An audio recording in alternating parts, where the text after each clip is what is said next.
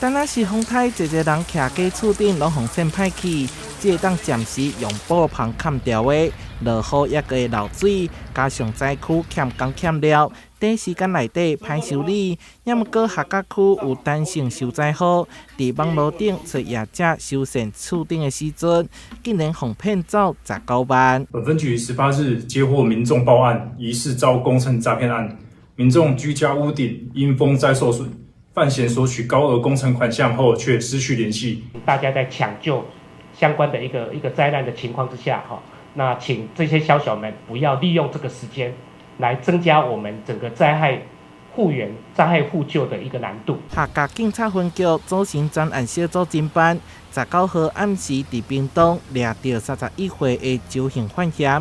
担任市政府记者会的时阵，嘛强烈批评，不过担心受灾户哄骗甲心惊惊，要甲另外一间修缮团队签约的时阵，也阁唔敢有定金。那个合约是真的很详细啊，很详尽，那就是重点哦。